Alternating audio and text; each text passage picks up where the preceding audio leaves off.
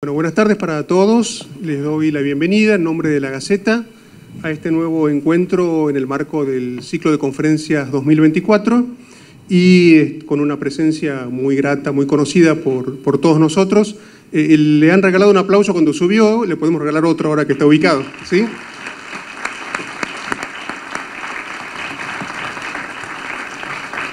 Bueno, están con nosotros Santiago Kovadlov y está Jorge Brahim.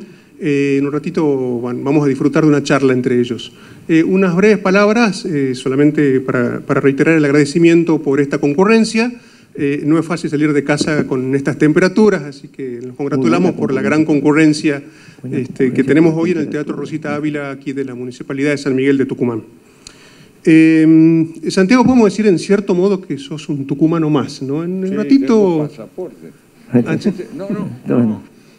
Permítanme, hola, gracias por estar acá con nosotros. Yo creí que venía una temperatura más templada desde el puerto de Buenos Aires, pero no. Yo insistí en que para mí Tucumán se terminó convirtiendo en parte de mi vida. Acá están mis amigos y tengo una hija además que pronto va a venir a vivir acá. Y un día pedí un pasaporte y hubo un intendente que me lo dio. Yo tengo un pasaporte tucumano. No creo que nadie tenga un pasaporte tucumano. De modo que te doy la razón. Bueno, hay que ver cómo te funciona cuando querés entrar a otro país, ¿no? Con el pasaporte. Bueno, nos convoca Santiago Kovadlov, conocido por todos nosotros, y hay un disparador de por medio, que es un libro, ¿no? Y qué mejor disparador que un libro, en este caso llamado Lo Irremediable, que está cumpliendo sus añitos, ¿no? Casi 30, desde la primera edición, ha sido reeditado. Un poco después le vamos a comentar, si quieren adquirirlo, hay un puesto en el hall del teatro. Me pidieron que haga una breve introducción, va a ser muy breve, porque la cuestión es preguntarnos cada uno de nosotros cómo conoció a Santiago, ¿no? Por dónde le entró como pensador, como filósofo. Algunos por el lado de la poesía, algunos por el lado del ensayo, algunos por el lado de la traducción, ¿no? Por letras ajenas en las que él puso su impronta. En mi caso, por el periodismo, con sus artículos en la revista Humor allá en los años 80. Eso nos delata la edad a todos, pero algún día habría que editarlos, ¿no? A esos artículos en forma de libro. Sí, de hecho, los reuní en un libro que se tituló originalmente Argentina, Oscuro País. Los artículos no tienen vigencia, el título sí. Sigue siendo oscuro. Me perdí esa edición, estoy en falta. Bueno, lo que siempre nos propuso Santiago un poco a todos es salir de nuestra zona de confort, ¿no? Que es hacer nuestras vidas algo interesante, es el título de una entrevista que le dio la Gaceta. Y nada mejor que eso que invitarnos a pensar. Y un poco Lo Irremediable es un viaje filosófico que creo que nos va a ayudar a pensar. Y no está solo en la mesa, Santiago, está con un amigo de Santiago y un amigo de la Gaceta, Jorge Brahim, que es un hombre de la cultura, que es ensayista, que es crítico de libros, editor, ejerce el periodismo en radio, dirige una revista que se llama El Pulso Argentino, y es un asiduo colaborador de la Gaceta Literaria, así que Jorge también es para nosotros muy grato que estés con nosotros. También es ingeniero, me acabo de enterar, una faceta desconocida. Así que bueno, nos invito a todos a que seamos testigos privilegiados de la conversación, que es un arte, ¿no? Y ese arte lo van a ejercer Santiago y Jorge a partir de ahora. Nos vemos en un ratito y los dejo con ellos y con otro aplauso.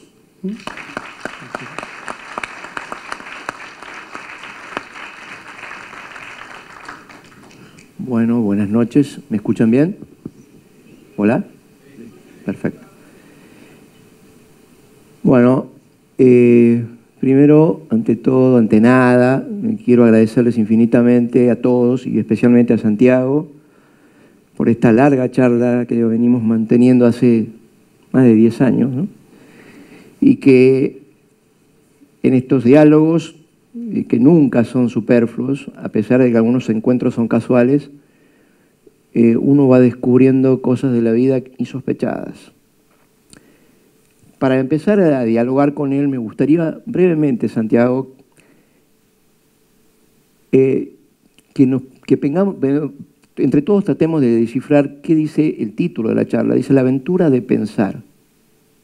Y uno cree que cuando dice pensar, lo tiene asumido como una significación inequívoca. ¿Viste lo que pensó mi profesor? Yo pienso. ¿Qué está pensando Milei? Dice uno, ¿no? Todos dan por hecho que el pensamiento es algo totalmente natural o normal. Y si ustedes se ponen a ver, el verdadero pensamiento, el que sirve, es aquel que nos alimentó y nos cambió paradigmas durante toda la trayectoria de la humanidad. Pensar no es algo dado por naturaleza, aunque parezca que sí. Yo me acuerdo, y ustedes seguramente habrán leído Madame Bovary de Gustave Flaubert, y él decía a sus colegas en su momento que él iba a ser distinto porque iba a romper el paradigma de la repetición, de la reiteración, del lugar común. Ese lugar común que también los españoles le llaman tópico, ¿no? Nosotros decimos tópico acá a los asuntos, porque deriva del inglés topic, que significa asunto, pero acá no, acá es el lugar común, es el sinónimo de tópico. Entonces, esa literatura que venía en decadencia, cuando allá al mediado del siglo XIX empieza a adquirir fama Flaubert, él dice, voy a combatir el lugar común. Para eso voy a ser distinto a lo que hacen todos. Voy a pensar de otra manera, ¿no? Entonces, esa sería la primera aproximación a pensar. Un gran maestro y querido amigo de Santiago Kovalov, Víctor Massú, decía y tomaba la etimología de pesar como pesar, de una etimología latina, pesar, sopesar, medir. Es una reflexión profunda, profundísima. Y entonces, esta primera aproximación a lo que es pensar tiene que ver con un papel que traje que él tampoco lo vio porque es una sorpresa. Y además de eso, con una última reflexión vamos a introducirnos en esta charla de amigos de café, compartida con ustedes. Cuando yo era niño, después de jugar mucho al fútbol, que me gustaba tanto jugar al fútbol, a los autitos, a las figuritas, me pasaba algunas horas, me acuerdo, en un escenario muy preciso, que era una galería de mis abuelos paternos, y me sentaba y miraba a la nada y me sentaba de una manera extraña. Y acá está presente mi madre, no sé por dónde está. Mi madre, ahí está, no va a mentir. Un día me veía y no me decía nada. Hasta que un día me llamó y me llamaró y me dijo, ¿qué te pasa vos que estás así? ¿Por qué no vas a jugar con los chicos? Y yo le dije, no me molestes, mamá, estoy pensando. Tenía 4 o 5 años, no me lo olvido más. ¿Qué podía pensar? Mirá vos, ¿no? Estoy pensando, no me molestes. Y resulta que con el tiempo uno se da cuenta que las preguntas precisas, las preguntas que no son tópicos, lo que no son lugares comunes, lo hacen los niños. Por lo tanto, como la pregunta está ligada con el pensamiento profundo, evidentemente los niños tienen esa capacidad que nosotros la vamos perdiendo con el tiempo. Dicho esto, tengo acá un papel, un recorte amarillento, ustedes no lo van a ver por el color de la luz, de un recorte de diario del año, martes 16 de octubre de 1990. 1990, imagínense, 34 años, 34 años, y del diario Clarín.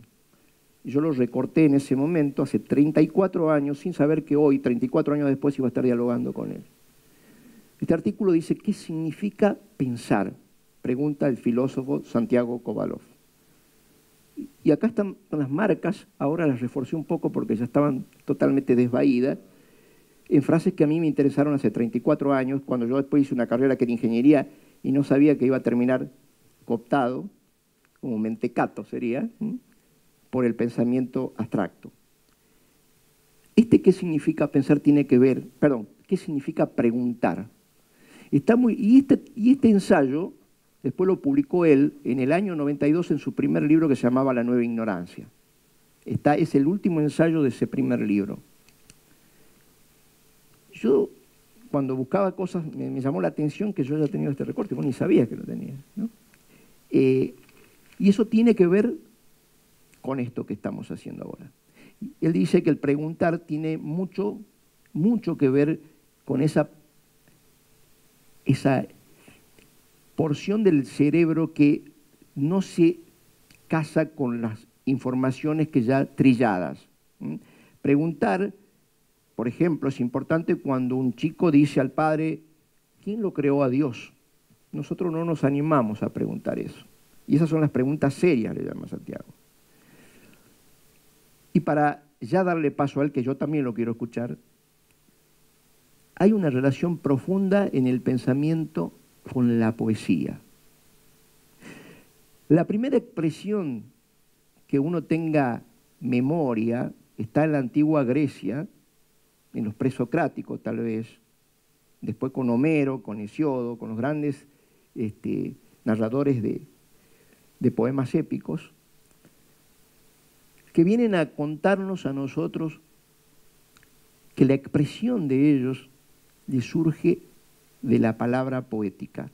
El primer esbozo de pensamiento, que lo dice un filósofo Alain, filósofo francés, él dice, todo pensamiento tiene su origen en un poema. Entonces, Santiago, ¿cómo es esto? Porque vos acá tengo un libro de poesía, porque él también es poeta, tiene una vasta trayectoria en poesía desde los años 70, es ensayista y poeta y es casi lo mismo, y es filósofo y poeta y es casi lo mismo. ¿Cómo sería entonces este núcleo raigal de la poesía, el pensamiento y el pensar?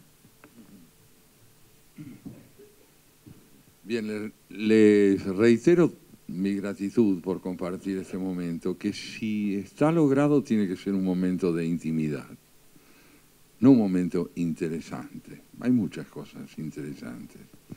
Un momento de intimidad es un momento en el cual lo que se aborda de alguna forma interroga a quienes escuchan tanto como a quienes hablan. Ojalá sea así. Agradezco también a la Gaceta la oportunidad de volver a estar aquí. Soy un colaborador de su suplemento cultural desde hace muchos años y no tengo más que gratitud hacia el desempeño de ese suplemento cultural, que es uno de los pocos en los cuales el pensamiento crítico vinculado a la actividad literaria está vivo. No limita su quehacer a la reseña bibliográfica ni a la asepsia de opiniones que no comprometen el parecer de quienes escriben, todo lo contrario. Y también a Jorge Brahim, que ya forma parte de mi vida como amigo, como interlocutor, como estudioso, como desvelado, diría yo, esencialmente.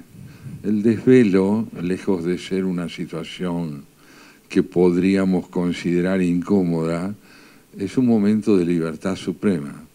Vamos a ver si se advierte por qué en el transcurso de lo que yo intente explicar ahora, o por lo menos conjeturar.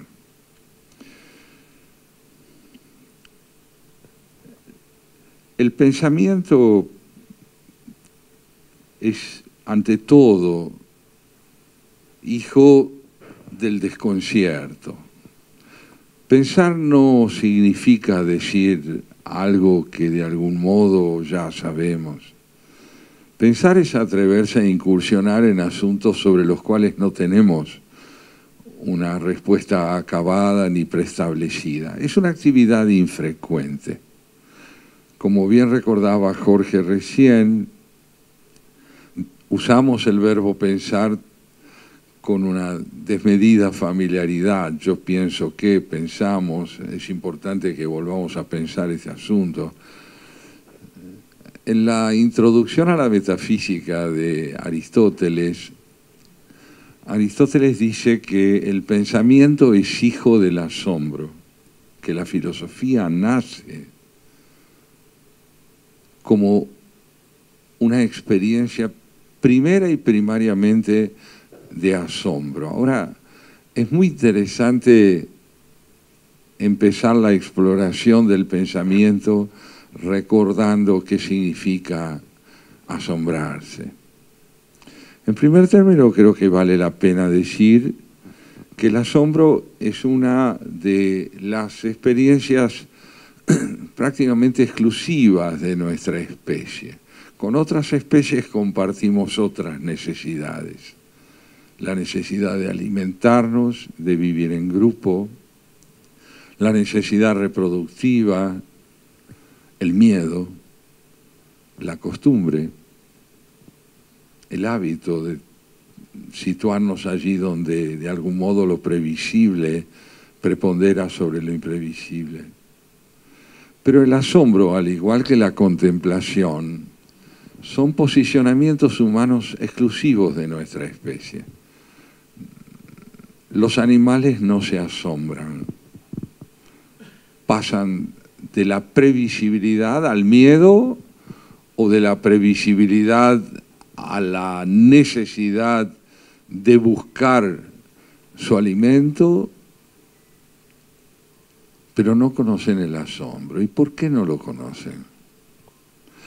Porque son fundamentalmente biología. Están predeterminados por su estructura biológica para constituirse como sistemas de respuestas. Disponen de todo lo que es necesario para poder sobrevivir. El hombre no, el hombre es un ser inconcluso. Está hecho a medias. Está, diríamos, en falta. Porque está en falta, porque no ha terminado de constituirse. La biología en él no es todo. Él es también lo que quiere ser. Y ante todo, desde el punto de vista espiritual, es lo que quiere ser. Porque es un ser que quiere. Podemos decir de él que es un ser inconcluso. Tiene un proyecto de identidad, mucho más que una identidad constituida. Oscar Wilde, el poeta, narrador, dramaturgo, cuentista irlandés, decía con su humor inconfundible que es conveniente ser un poco improbables. Y tenía razón, pero la improbabilidad no puede ser producida por uno. La improbabilidad irrumpe en nuestras vidas al dejarnos atónitos, es decir, fuera de tono. La palabra asombro en griego significa quiebre, ruptura, taumatzen. La palabra trauma en griego quiere decir eso, lo que está roto. El hombre es un antropos traumático. ¿Por qué está roto? Sin patetismo. Está roto porque no está completado, porque es capaz de advertir algo que no había visto y vivir la perplejidad del descubrimiento. Cuando estamos frente a una realidad inédita, cuando nos sorprende una realidad y podemos admitir su presencia como algo que nos conmueve, es porque estamos asombrados. Estamos asombrados. ¿Y qué ganamos y qué perdemos con el asombro? Con el asombro perdemos familiaridad con el mundo, el hábito que nos inscribe en un mundo inteligible, del cual podemos hablar con cercanía, y al mismo tiempo lo que ganamos es la posibilidad de interrogar, de preguntar qué es eso que está allí, qué es, de advertir que somos capaces de hacerle lugar en nuestro discernimiento a cosas que a veces sin estar ausente no habíamos visto. Todo esto remite a lo que significa preguntar como una actividad que está indisolublemente ligada al hecho de pensar.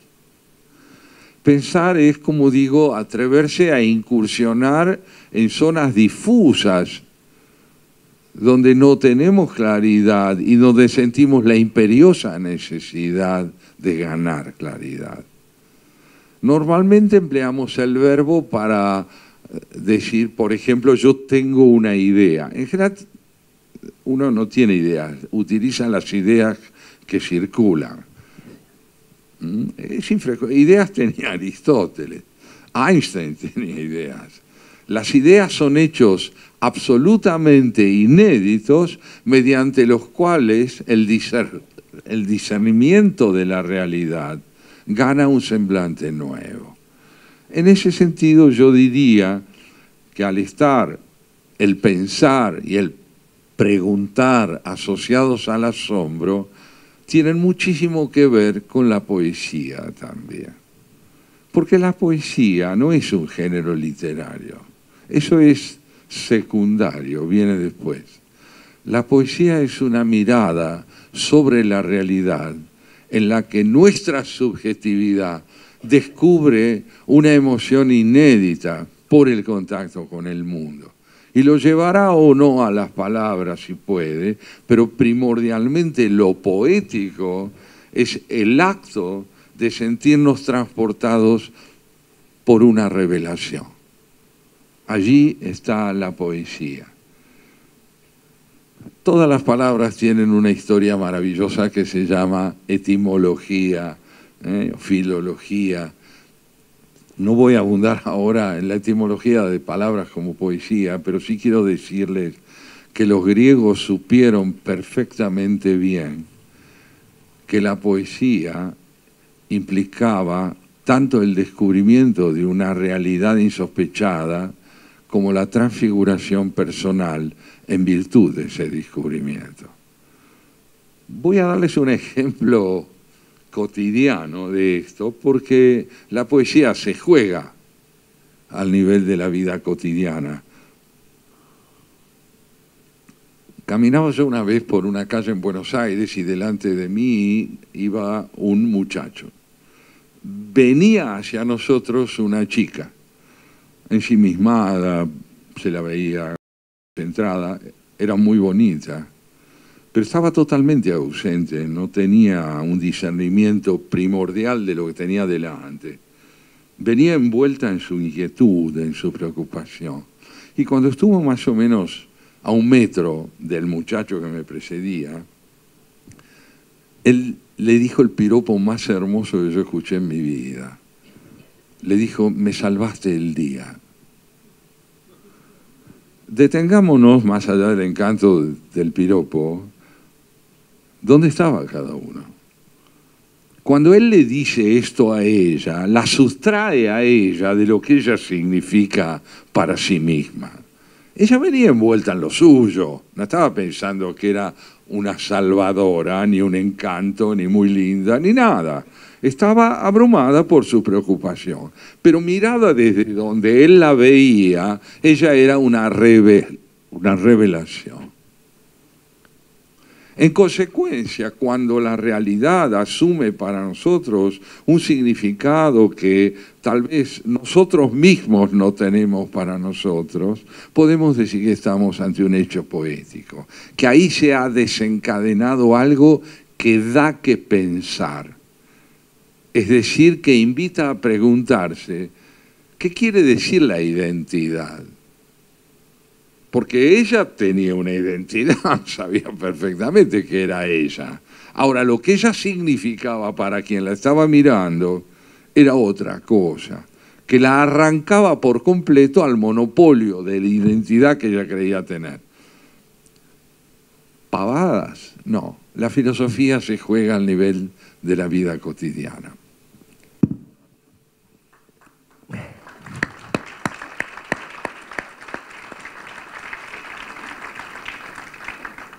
La tonalidad de la filosofía, dicha por un hombre que vibra con cada palabra que dice, que se nutre con la sapiencia que dan los años, pero también con una mente privilegiada, produce este milagro del silencio.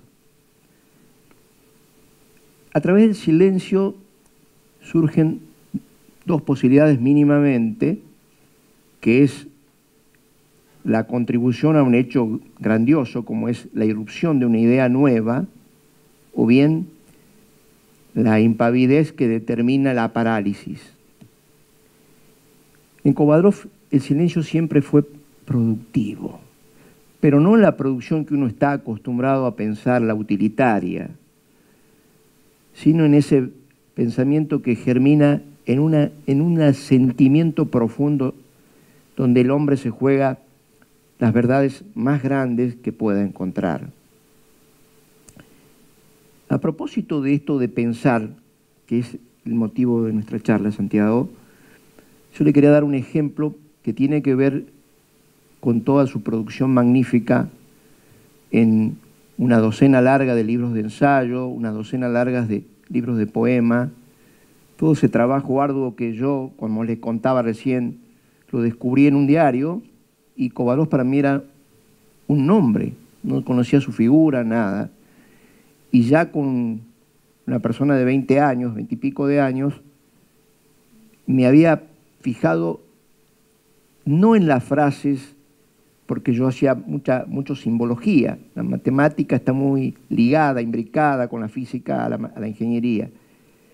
Pero había en el decir de Kovadrov una profundidad que a mí me sacó de quicio. Y a partir de ahí pasaron libros, pasó el tiempo, hasta que, bueno, un día me acerqué y le dije, allá por el 2003, si no me equivoco, y le dije, gracias por Ensayo de Intimidad. Esa fue, creo, la primera, por lo menos, aproximación, a pesar de haberte escuchado con Víctor alguna vez. Pero quiero que, antes de seguir con él y el tema poético, que es lo fundamental, en esto de que pensar es una anomalía y no algo natural, le voy a dar un ejemplo breve que tiene que ver con esta producción. Todos sabemos que cuando ustedes tienen un problema, hay varias posibilidades de que ese problema deje de serlo. Y también cuando ustedes tienen un dilema, ya tienen otras, cuando tienen una elección que es binaria, total, ¿no es cierto? Y esto digo porque tiene que ver con el pensamiento. La solución binaria de un dilema exige en quien lo tiene la posibilidad de definirse, de optar. No tiene tiempo de pensar, no tiene tiempo de reflexionar. El pensamiento acude cuando hay un problema, no un dilema. Y en ese problema que se presenta, dice Adolfo Carpio, que capaz que en algún momento tuviste... Fue mi maestro. Tu maestro, Adolfo. Mi maestro en la facultad. Bueno. Él es el autor de... Él fue alumno de Martin Heidegger. Claro. Eso y frecuentábamos su casa en Rosario, un grupo de alumnos de la carrera de filosofía. Él tradujo un libro importante de Heidegger que se llama ¿Qué es eso de filosofía?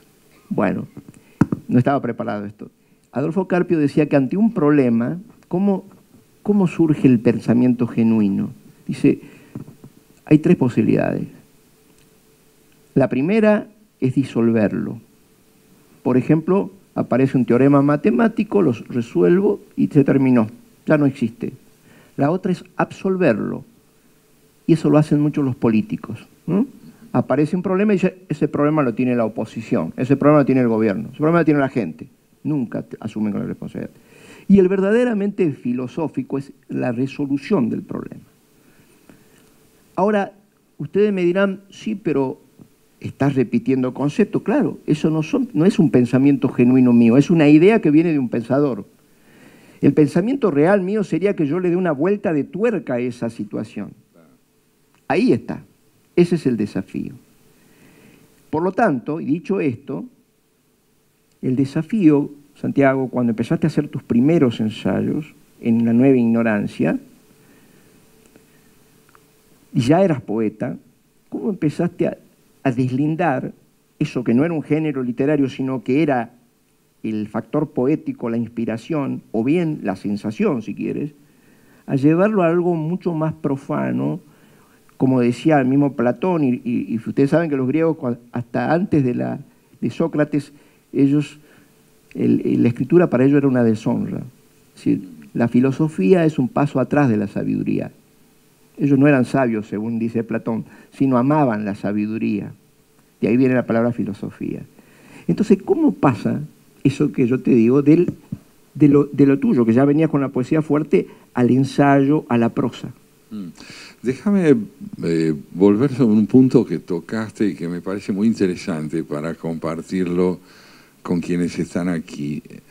Hubo un momento en que recién decías, cuando yo digo lo que estoy diciendo, no estoy pensando, estoy repitiendo lo que dijo un pensador. Yo solo estaría pensando si le diera una vuelta a lo que este pensador dijo y yo estoy repitiendo. Y me hiciste pensar en lo que significa la tradición. ¿Qué es heredar? Goethe, ese inmenso escritor alemán del siglo XVIII, dice, no hereda quien recibe de sus mayores, sino que hereda quien transforma por imperativo de sus propias necesidades lo que recibe de sus mayores. La herencia no es un acto de recepción pasiva. La herencia no es un acto que consiste a la manera de un buen arquero a atajar la pelota que otros tiran y tomarla. Hereda quien transforma lo que recibe para que pueda perdurar como algo significativo. A Aristóteles, ¿quién lo heredó? Y a Aristóteles lo hereda Averroes, ese pensador árabe magnífico del siglo XI, XII. Lo hereda Maimónides. ¿Por qué lo heredan? Porque a la luz de lo que dice Aristóteles, sufren una transfiguración íntima que los lleva a entablar un diálogo sostenido con la obra de Aristóteles para saber acerca de ellos mismos. Lo leen porque en compañía de él, que les ofrece su herencia, elaborada 1500 años antes que ellos, 1200 años antes que ellos, pueden interrogarse a sí mismos y pronunciarse, es decir, enunciarse como sujetos activos. De manera que la tradición es el repertorio de ideas heredadas del pasado que, transformadas por la necesidad que tenemos de llegar a saber quiénes somos, nos lleva a entablar un diálogo con ellas y a no concebirlas simplemente como un repertorio de nociones acabadas que nos limitamos a repetir. Aquí, esto que estoy diciendo y que precede lo que me acabas de preguntar, se une a un hecho que tiene mucho que ver con lo que significa la creación. La creación. No somos creadores porque escribimos, ni porque hacemos música, ni porque pintamos. Puede estar ausente la creación en la pintura, en la literatura, en la escritura y en la música. ¿Por qué? Porque no necesariamente hay creación allí donde se ejerce un oficio determinado. La pintura no es creadora. Creador es el pintor, si lo es. Yo me eduqué en un colegio italiano en el Brasil durante mi adolescencia y tuve allí a mi primera maestra, a una mujer que me transfiguró con una enseñanza surgida en una clase. Quiero contárselas porque tiene que ver con la tradición, tiene que ver con la posibilidad de aprender a pensar y tiene que ver con la posibilidad de heredar. Me llamó al frente, como solía ser en aquella época, yo creo que aún hoy es así, ir al frente. Es una expresión que se usa en la guerra. La usábamos en la escuela también. Pasar al frente. Bueno, paso al frente y la profesora de historia moderna, la recuerdo imborrablemente, era napolitana, como el colegio de italiano, las clases muchas veces eran en italiano. Dígame, Santiago, ¿qué fue el tercer estado en Francia hacia 1780? Y añade, antes de que yo responda, recuerde que yo ya lo sé. Fue un momento extraordinario de mi vida. ¿Qué me pedía? Me estaba diciendo, dígame, ¿qué hizo usted con lo que yo le transmití? ¿Qué destino personal le dio? ¿En qué convirtió usted lo que yo sé? Como para que yo tenga ahora la impresión de que cuando usted pasa al frente, usted está presente. Porque si usted no me dice lo que usted hizo con lo que yo le enseñé, por más que hable, está ausente. Y esto es de un rigor conceptual, ontológico, absoluto. No basta hablar para hacerse presente. Es imprescindible que las palabras que uno pronuncia pongan de manifiesto nuestra presencia a través de la intensidad con que le infundimos a las palabras que usamos la posibilidad de que se conviertan en una revelación. Y esto es exactamente la creación.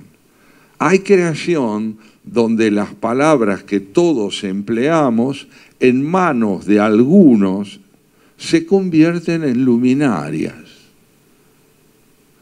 Creo en el alba oír un atareado rumor de multitudes que se alejan. Son los que me han querido y olvidado. Espacio y tiempo y Borges ya me dejan. Jorge Luis Borges. ¿Qué dice? Y dice lo que sabemos todos. Uno con el tiempo va siendo olvidado, se pone viejo, los jóvenes ya no lo miran. Y uno mismo se va despidiendo de uno. ¿Quién no lo sabe? Solo un distraído lo ignora. Pero decirlo así requiere ser un agraciado. Porque no basta el conocimiento que él tenía de nuestro idioma. Ni basta la experiencia que tenía de la vida, del tiempo y de su propia muerte. Es preciso que la gracia acompañe al saber y lo ponga a su servicio. Y esto ocurre cuando hay elocuencia, capacidad de expresión. Por lo tanto, uno como escritor puede compartir con los grandes una vocación, pero no llevarla a la enunciación con la misma grandeza que ellos. Yo tengo la misma vocación que William Shakespeare. La verdad que para mí escribir es fundamental. Yo no sabría vivir sin escribir. Ahora, lo que él logró mediante su vocación es un tanto superior a lo que yo conseguí escribiendo. Pero esto no se debe a mi modestia. La gracia opera y elige en quién, por un repertorio de circunstancias, habrá de ser una luminaria. Por eso me parece a mí que la creación que llamamos poética es en todo indispensable. No solo en la literatura, en la física, en la matemática. Es absolutamente indispensable en la música. Todo músico conoce las notas, sabe lo que es un pentagrama.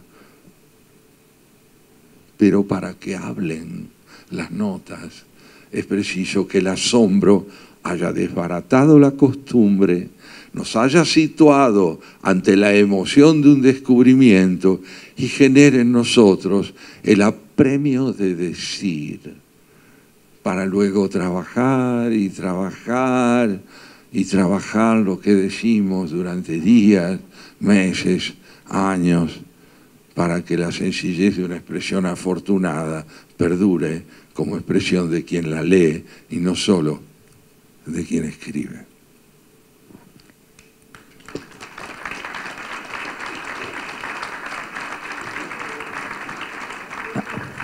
A propósito de lo que dice Santiago, en algunos de sus libros, hablando de la importancia de que no tan solo lo que uno cree que es el arte o alguna disciplina humanística puede contener la creación. Recuerdo a Fernando Pessoa, lo que decía del binomio de Newton, y eso lo tomé de él, por supuesto. Decía que el binomio de Newton es tan poético, tan hermosa como la Venus de Milo. Lo que pasa es que mucha gente no se da cuenta. Claro, es así. Yo le he leído a Einstein esta frase: el lirismo de la física de Planck supera ampliamente mi propia enunciación. El lirismo de la física de Planck. Uno, por más audífonos que puede usar, eso no lo escucha. Hay que tener una sensibilidad muy particular para llegar allí, ¿eh? Y lo cierto es que en la física también hay música, y Einstein la escuchaba. Entonces, me parece que sería importante, Santiago, que vamos desbrozando un poco tu obra, que ese es también el fin de que todos las personas que asisten hagamos un repaso de cómo se fue desenvolviendo tu obra ensayística primero. Sí, sí, te debo esa respuesta. Sí, me la estás debiendo, así que adelante. Bueno, sí, decía que debo esa respuesta.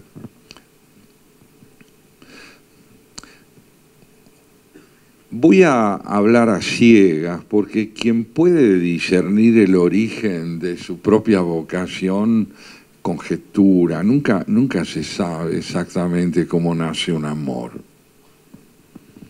Yo recuerdo haber leído a los 15 años Mis gloriosos hermanos, una novela extraordinaria de Howard Fast, el escritor norteamericano, que en ese libro cuenta la historia de los hermanos macabeos, es decir, esos 5 hermanos que juntos con su padre, 200 años antes de la era cristiana, lucharon por mantener la libertad del pueblo hebreo.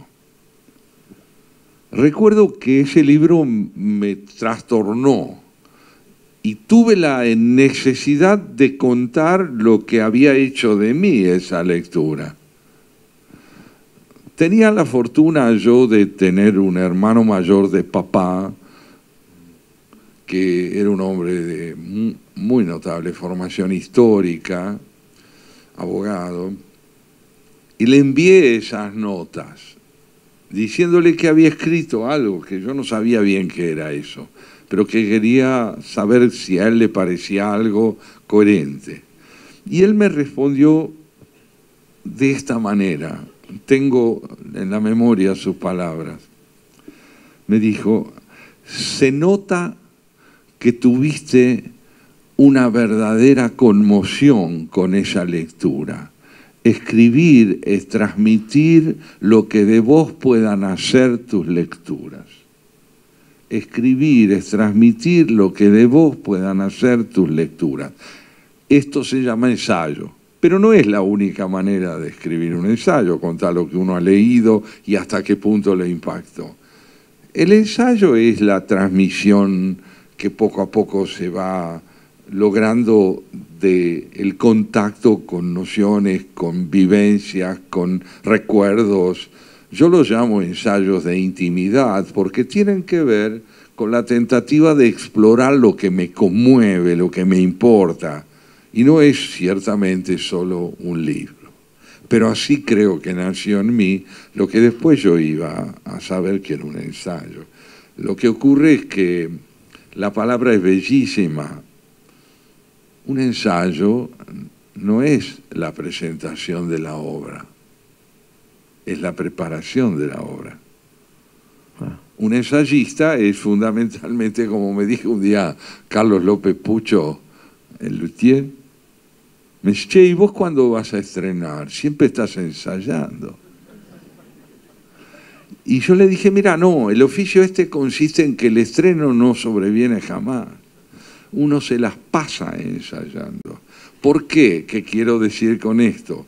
Quiero decir que el ensayo, al ser un género conjetural, un género de opinión, un género en el cual uno va tratando de transmitir sus impresiones e ideas acerca de algo que trata de discernir y que no termina de discernir, está haciendo un trabajo de exploración infinita que no termina jamás.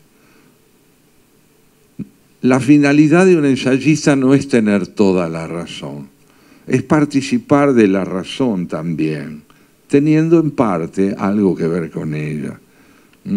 Albert Camus, el fantástico escritor francés, decía, me gustaría pertenecer a un partido político integrado por hombres y mujeres que no estuvieran seguros de tener razón. Eso se llama democracia. ¿Por qué? Pues porque donde uno no está seguro de tener toda la razón, le hace lugar al otro para que tenga razón también y se cotejen los pareceres buscando consensos. La búsqueda de consensos es un gesto de civilización política y de convivencia humana en el más alto nivel. El ensayo, como género, un texto de ensayo, no aspira a suscitar unanimidad en las opiniones de quien lo lee, sino interés. La unanimidad implica de alguna manera querer abolir toda discrepancia con lo que se ha hecho. Y eso no puede ser nunca el interés de un verdadero ensayista. Pero sí suscitar interés como para promover la polémica, el cambio de ideas. Esto es lo que esencialmente se busca, creo yo, cuando se escribe. Y por último, recordar en este sentido lo que Montaigne, el creador del género del ensayo en el siglo XVI francés, solía decir, vean ustedes, escribo ensayos porque no hago pie.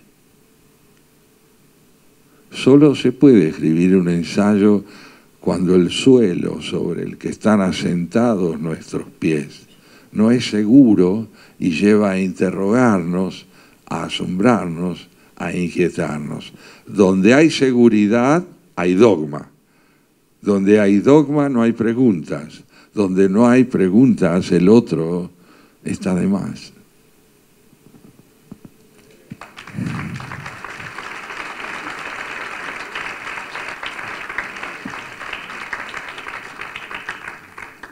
Entonces vamos conociendo cómo se va constituyendo este pensador, porque este sí es un pensador, a través del tiempo, a través de libros emocionantes. La nueva ignorancia, el primero.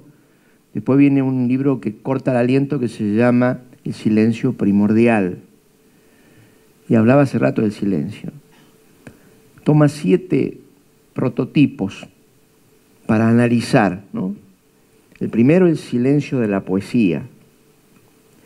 El segundo, el silencio de la cura, del psicoanálisis. Exactamente el orden no lo sé de memoria, pero después tenés el silencio de la matemática, el de la música, el de la pintura, el monástico y finalmente el amoroso. Ese es un libro fantástico. Creo que ese libro, si no lo leyeron, salgan corriendo a leerlo, porque lo va a llevar a todos ustedes a transformarlo. Pero ese es el segundo. Después viene Lo irremediable, que es el nuevo libro que hace poco lo reeditaron, que es sobre el espíritu trágico de Moisés, que es otro sondeo profundo en toda la historia bíblica para entenderlo a Moisés desde otro ángulo. Si algo tiene Kovadlov es que es un pensador trágico, con todo lo que eso implica. Y ya no quiero ser yo el que hable de eso, porque mejor escucharlo a él para que él después nos cuente cuál diferencia hay entre drama y tragedia. Ese Kovalevsky después da otro paso y escribe Sentido y riesgo de la vida cotidiana, y sigue dando otro paso y viene Ensayos de intimidad, que es el libro que a mí me conmovió, porque fue el primer libro que leí, que es el libro que me hizo saber que lo que yo creía que era un pensamiento auténtico era una copia, una malversación de ideas que además las copiaba mal, nada menos. Y después, en otro recodo del camino, con ese tipo de ensayos, viene Biografía de la lluvia, un libro lírico, fascinante, que toca el alma. Y después,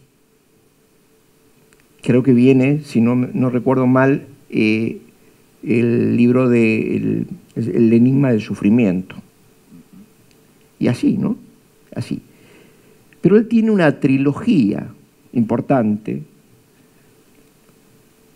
Sabemos que él es descendiente del pueblo judío. Y él es un judío muy, muy especial. Y construyó una trilogía fascinante que tiene 3 pasos.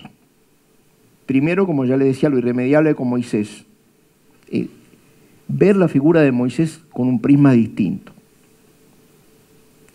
Luego viene un libro que se comentó hace poco, que se está reciclando de nuevo por los problemas colaterales que nos incumbe a todos, pero que ahora tomó fuerza y creo que lo vi a la entrada, que se llama La extinción de la diáspora judía, que es un ensayo magistral, que es la segunda pata de esa trilogía, donde se empieza a ver en profundidad qué judío se siente él, qué judío quiere ser él y qué judío quiere seguir siendo él. ¿Qué nos une a todos, a los judíos y no los judíos? ¿Qué tiene de espiritual compartir con un pueblo milenario aquello que hoy en día está eclipsado? Y finalmente en esa trilogía viene un libro del año 2018, que se llama Locos de Dios. Locos de Dios se refiere al Nabí, al profeta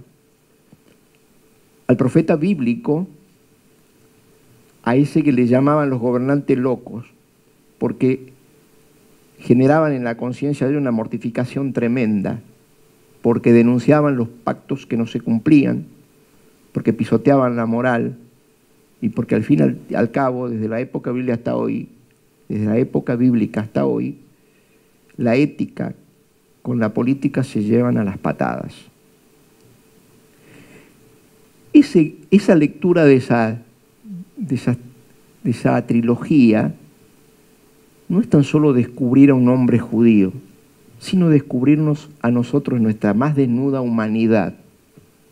Porque además, cuando él empieza a describir a aquellos grandes profetas, los proyecta a los otros que, no siendo judíos, tenían la misma vocación de indicar y señalar a aquellos que no cumplían con los pactos, con las promesas, que violaban las normas básicas de la vida.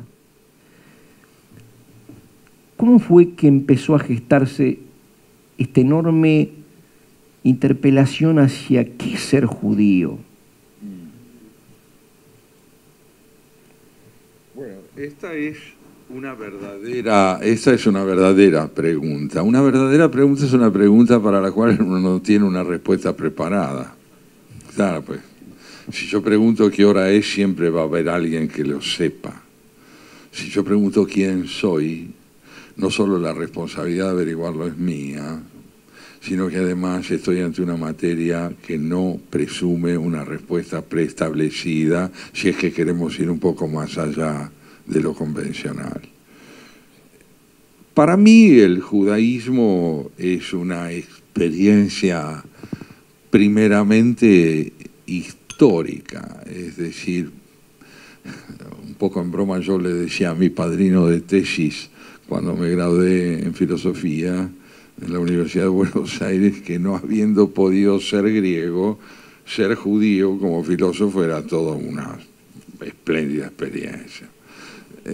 Y sí, la pertenencia a un pueblo con una trayectoria en el campo de la interrogación acerca de lo que es la identidad, formidable, formidable. León Duhovne fue el autor de una historia del pueblo judío que yo leí a los 15 años cuando vivía en el Brasil, porque en el Brasil yo descubrí que estaba exiliado de algún modo. Si bien había ido con mis papás y me habían llevado allí porque mi padre tenía su trabajo allí, lo cierto es que de pronto yo descubrí que estaba en otro lado, que yo había salido de mi lugar, salido de mi lugar. Otro idioma, tenía amigos con los que no compartía un pasado. Ellos compartían un pasado entre ellos, eran brasileños o italianos. Y de pronto me encontraba yo teniendo que aprender un par de idiomas para poder construir mi vida de todos los días en el marco de una sociabilidad indispensable. Y descubrí que era judío, porque estaba en otro lado. Esa fue mi primera evidencia. Ibrit quiere decir, de donde viene la palabra hebreo, el que viene de otro lado. ¿De dónde viene el pueblo judío? Era un pueblo que aparece, nadie conoce su origen, se desconoce el origen de ese pueblo, se hace presente en el marco de otros pueblos. Y a través de experiencias rarísimas, como por ejemplo, creer en un solo Dios que es además invisible y dialoga con el hombre. En un mundo politeísta donde los dioses ejercen el despotismo de su fuerza y no mantienen interlocución con el hombre, sino que se valen de él para utilizarlos en función de sus propias necesidades de poder. Todo esto me fue interrogando, todo esto me fue generando interés, unido a un padecimiento que era el de ser extranjero. Y yo descubrí que pertenecía a un pueblo que pocos años después de mi nacimiento había vuelto a tener identidad nacional, pero que durante más de 2 milenios había sido un pueblo extranjero. Empecé a comprender cuál es la riqueza de esa extranjería. La patria del pueblo judío pasó a ser la Biblia con la diáspora. Ahí vivían los judíos, en la Biblia. Era lo único que los unía en la diversidad de idiomas y de ubicaciones geográficas en las que estaban. ¿Y qué es la Biblia? Bueno, me interesó saberlo, no desde un punto de vista estrictamente religioso. Mi pregunta empezó a ser clara cuando yo entendí que lo que quería saber era qué significaba la fe como demanda subjetiva. ¿Qué quiere un hombre de fe? ¿Qué quiere decir con la fe? ¿Qué es la fe? La fe es un encuentro. Poco a poco empecé a descubrir que un hombre en sentido genérico, un hombre, una mujer de fe, es alguien que ya está con aquello que espera. Por ejemplo, la llegada del Mesías. Quien cree y tiene fe ya se encuentra con aquel que aún no ha llegado. Porque la fe lo sostiene en un vínculo. Me interesó enormemente el hecho de que en el judaísmo se sacralizara la interpretación. La interpretación tiene valor sagrado. ¿Qué quiere decir esto? Que la interpretación es el destino crítico que corre la palabra bíblica en aquel que la lee. La lee y opina. En los textos formalmente hebreos, todo parágrafo que manifiesta la palabra de Dios lleva 3 comentarios. Uno que dice entender de un modo lo que dice Dios, otro que dice entenderlo de otro, y un tercero que dice que esos dos en parte, y solo en parte, tienen razón. Esta diversidad, este pluralismo, esta necesidad de no tener el monopolio de lo inequívoco, se llama interpretación. Porque al interpretar es posible dar una opinión sobre algo para mostrar que uno se ha hecho cargo de lo leído en términos subjetivos, y esto es un intérprete. Les doy un ejemplo más accesible. ¿Les gustaría escuchar la Cuarta Sinfonía de Beethoven? Sí, nos encantaría. ¿Interpretada por quién? Claro, porque la Sinfonía Cuarta de Beethoven tiene muchos intérpretes. La partitura es una sola, pero en la interpretación de cada director escucharemos otra Cuarta Sinfonía. Interpretar es pronunciarse sobre la palabra de Dios. Pero pronunciarse sobre la palabra de Dios significa orar con libertad, porque si yo procedo dogmáticamente me limito a repetirla. El tema es fundamentalmente entonces cómo estructurar una palabra que, siendo la de un oyente de lo leído, sea al mismo tiempo la de quien lee. Así se originó, creo, hasta donde entiendo yo, este interés por estas cosas, que nunca las disocié de la lectura de la Biblia cristiana ni del Corán. Los tres textos de los monoteísmos son para mí correlativos y responden cada uno a su manera a una misma emoción, la del descubrimiento del prójimo.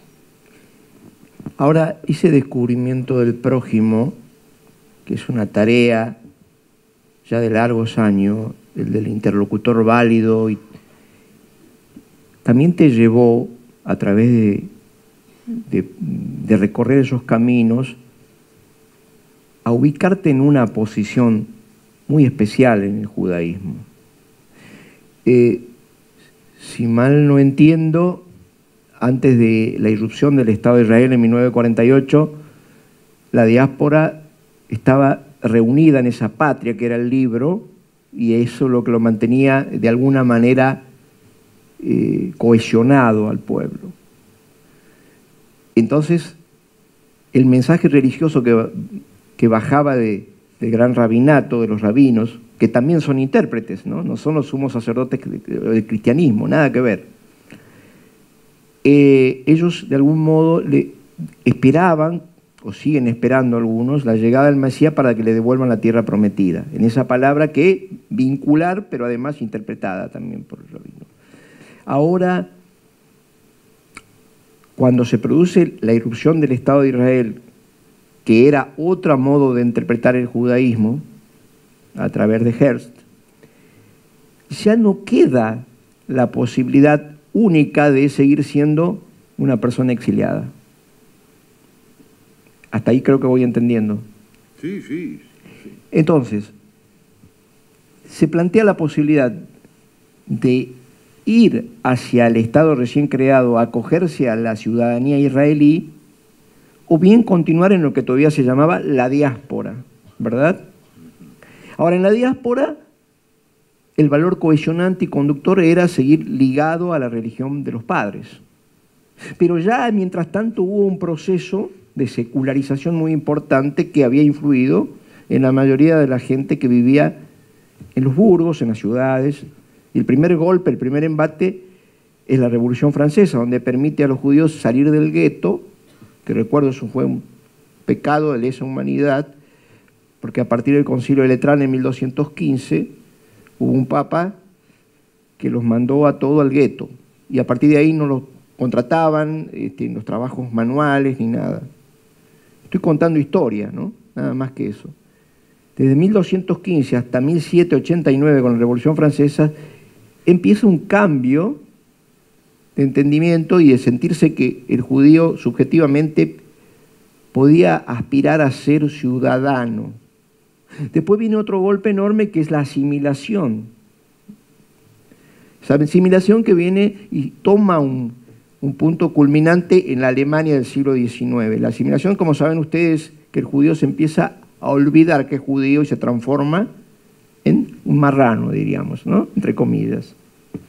Y finalmente la tercera disolución sería la instalación del Estado de Israel, donde a las personas que no fueron al Estado tenían que ver cómo se iban a plantar, si iban a seguir siendo judíos y en la medida si optaban por eso, ¿cómo? Y entonces, ¿cómo, Santiago? Bueno, yo tengo la impresión de que, para no caer en una exagerada minuciosidad técnica, lo que podemos decir es esto: la creación del Estado de Israel pone fin a la fatalidad de la diáspora. ¿Sí? Hasta ese momento, el de la creación del Estado de Israel, los judíos no tenían otro modo de sobrevivir que identificándose con los distintos países o sitios donde vivían. A veces lo hacían con resignación, a veces con vocación, a veces lo hacían con interés, a veces lo hacían con menos interés. Pero lo cierto es que concretamente lo ineludible de la diáspora,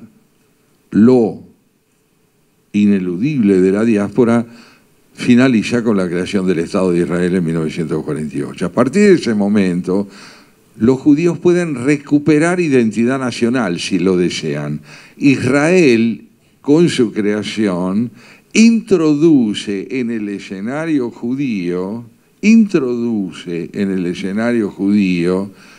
la posibilidad de elegir si uno quería ser un judío israelí o deseaba ser un judío con nacionalidad francesa, italiana, argentina, brasileña. Pero recién entonces podía elegir, porque había terminado la fatalidad de la diáspora. Es decir, que la creación del Estado de Israel, desde el punto de vista de lo que podemos llamar la identidad judía, reintroduce la elección y termina con la fatalidad del exilio. El libro, La extinción de la diáspora judía, se ocupa de esto. Pero yo quería retomar un tema que me parece fundamental, vinculado más centralmente al tema del destino de la fe religiosa en el mundo secular.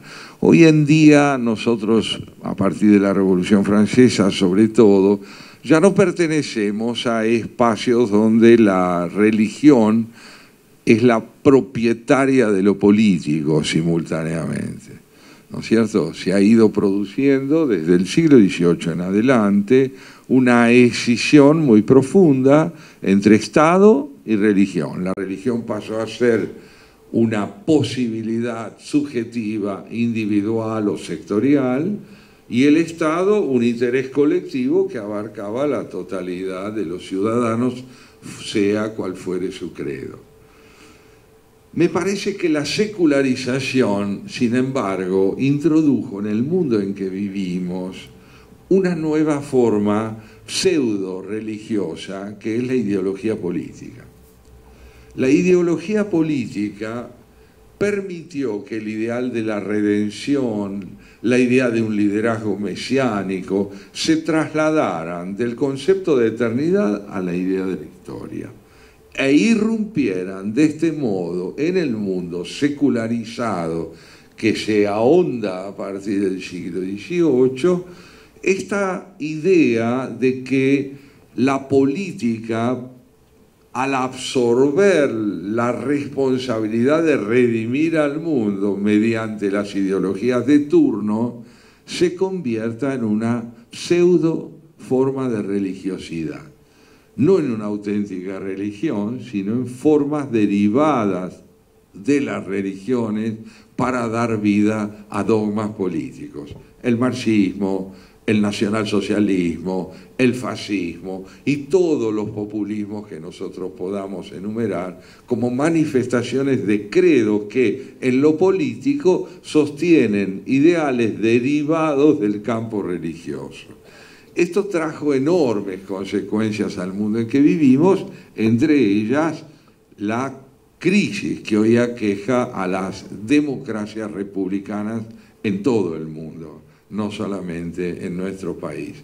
Una crisis que tiene que ver con la pérdida de disponibilidad subjetiva para confiar en la aptitud de transformación y de equidad social que puedan generar las democracias republicanas. Esta crisis abarca hoy no solo a Occidente, está expandida en todo el mundo y las democracias se sostienen mucho más en sistemas electorales que en ideales estrictos de convivencia y de fraternidad. Yo creo, me parece que podríamos estar 5 horas más, pero vamos a ir redondeando este momento magnífico. Y hay una parte también sustantiva en el pensamiento general y en el pensamiento de Kovadlov, que ya la poesía como parte fundamental de su estructura psíquica y además de su vida. Yo creo que podríamos hablar horas sobre eso, pero qué mejor. Yo traje acá tu último libro y he marcado algunos poemas y me gustaría escucharlo de tu boca. ¿Cómo no? Para que la gente perciba lo que además el poema, aparte de estar escrito, si el timbre de cada una de los versos o de las frases tiene adosado en el lenguaje la profundidad que la hizo en su pensamiento, vale doblemente. Escuchar al autor del poema, imagínense si lo podríamos escuchar a Lope de Vega hoy, ¿no? Imagínense. Entonces, yo creo que esto, en esta charla que siento que también es casi una especie de conciliábulo religioso por esta capacidad de concentración, de silencio, que además es parte de lo que yo siento. Yo estoy al lado de él, pero hagan de cuenta que estoy con ustedes, porque yo también estoy escuchando, lo estoy aprendiendo, no dejo de aprender. Y tenemos la suerte, y eso compartimos anoche en una charla con Daniel Desein, lo dijo él, que tenemos la suerte de estar ante uno de los pensadores más importantes de habla hispana, y está vivo y lo tenemos acá en Tucumán. Bueno, prometo en esto de estar vivo no extenderme abusivamente. Entonces, yo quiero que compartas con nosotros 3 poemas elegidos. Uno que se llama Padres. Yo quiero que presten atención porque yo un día, y lo podemos confiar, hace poco estuve visitándolo en octubre, después tuvimos otra reunión, y abrí al azar el libro y encontré este poema y no pude dejar de llorar. Así que es una intimidad, pero la cuento, por favor. Bueno, a ver. Sí, sí.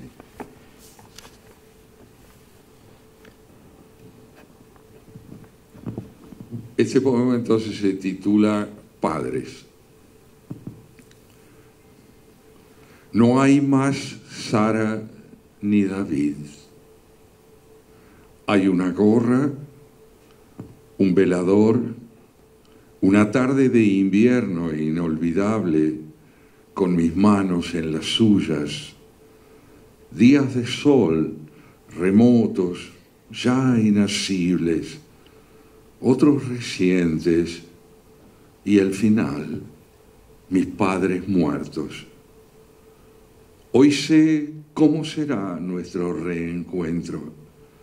Mi hijo, mis 2 hijas, en la noche de un día presentido, se verán asaltados por mi sombra, por mi nombre apenas susurrado, el hallazgo de mis ojos en sus ojos, un paseo en sus sueños, una vez. O esos guantes que olvidé una tarde en casa de uno de ellos, donde dije apremiado, debo irme.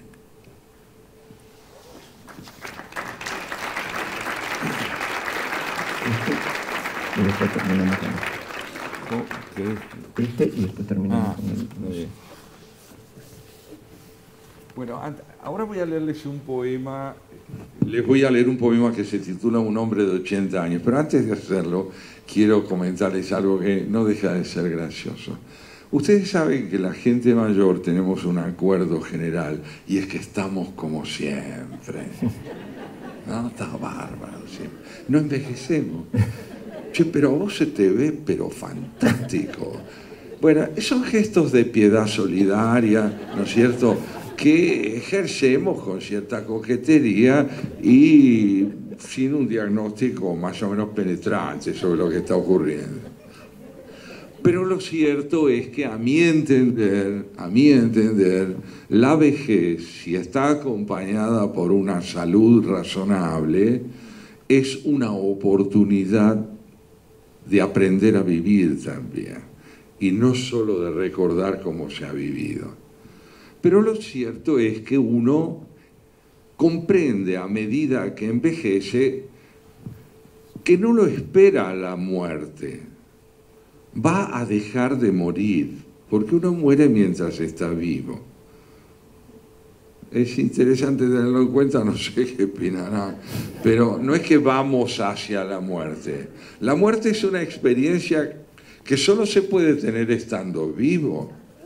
Lo que ocurre después no es asunto del que lo protagoniza.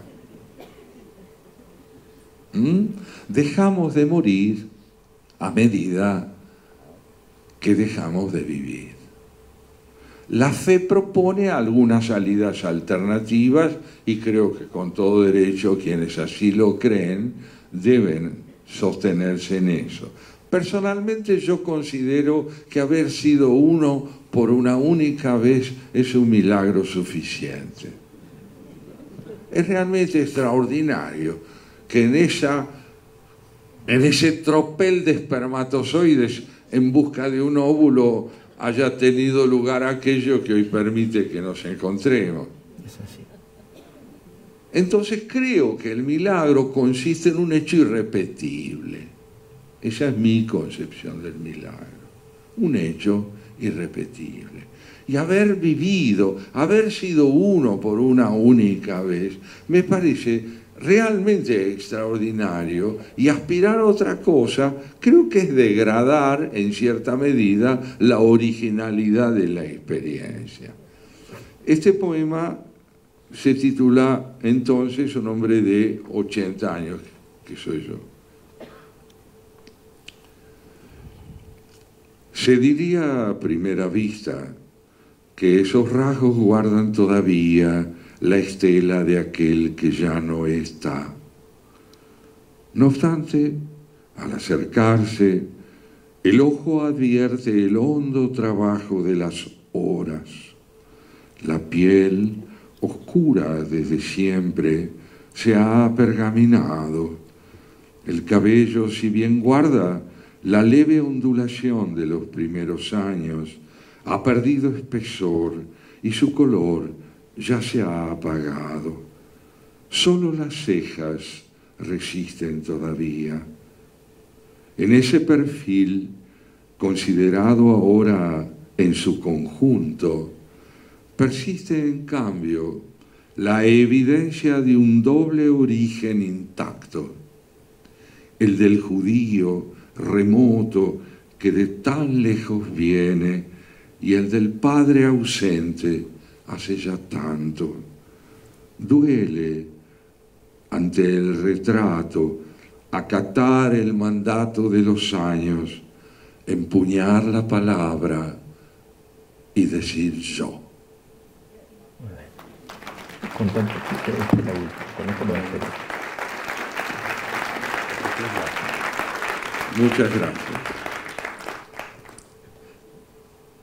Este lleva el título del libro, Los últimos cielos. Aquí es donde también suele ocurrir esta especie de impulso a decir, pero ¿por qué los últimos? Si tenés mucho tiempo por delante, tranquilo. ¿Qué pasa? Uno no tiene derecho a envejecer, a despedirse. Miren, cuando yo tenía 20 años y volví a la Argentina desde el Brasil, donde había vivido, fui a visitar a un poeta argentino al que admiraba desde los 18, llamado Ricardo Molinari, una figura fundamental de la poesía argentina. Entonces me recibió con mucha cordialidad, yo le conté cómo me gustaban sus odas a la pampa y el lugar que en su poesía ocupaba el mundo ibérico, tanto Portugal como España, y me preguntó si yo conocía Europa, y yo le dije que acababa de hacer mi primer viaje. Imagínense, yo tenía 20 años, entonces le conté lo que había visto y le pregunté. Él andaba por los 77. Dígame, don Ricardo, ¿y usted va a volver a Europa? Y fue la primera vez que yo escuché un verso en la boca de un poeta que no fuera literatura, sino que se pronunció como un poeta. Y me respondió, sí, voy a viajar a Europa pronto, voy a despedirme de las cosas. Imagínense ustedes, para un ser inmortal como era yo a los 20, claro, despedirse. ¿Qué quiere decir despedirse? Y sin embargo, despedirse también es hermoso. Saber decir adiós, tener la conciencia plena de que uno ha tenido lo suficiente y agraciadamente lo ha tenido, también permite hablar de los últimos cielos. Atardece, es hora de lo inmóvil, son mis últimos días. Poco importa si son días, meses, años, son mis últimos cielos, mis últimos pasos, mi última piel y en ella el eco de todo lo que hubo.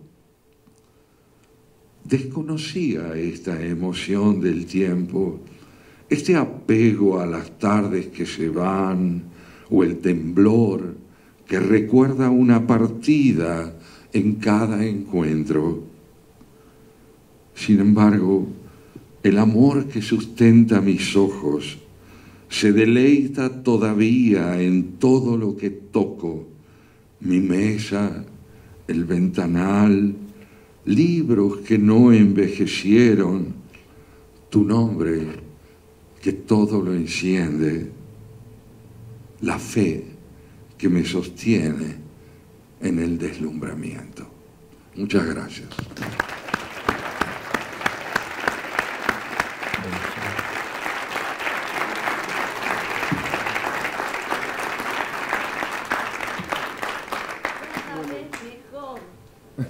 Bueno, yo pido que con un aplauso le digamos que lo esperamos que vuelva, que no sean los últimos cielos, ¿eh?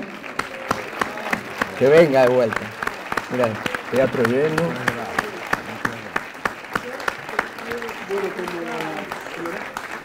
Como les había comentado al principio, cuando llegaron vieron un stand de afuera de nuestros amigos del Libro de Oro. Están los libros de Santiago y además él se va a quedar en un ratito aquí en el escenario, en la mesa, para quien quiera firmarlo. Así que están invitados a eso. Y bueno, nuevamente en nombre de la Gaceta les agradezco por esta visita.